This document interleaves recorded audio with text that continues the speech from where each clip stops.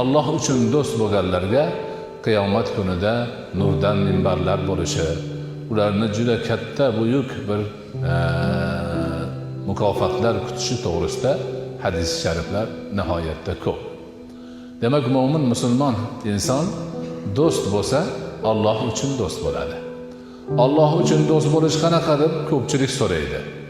Demak, Allohning aytganida yurib, qaytarganda qaytishga kelishib, ahdlashib do'st bo'lish.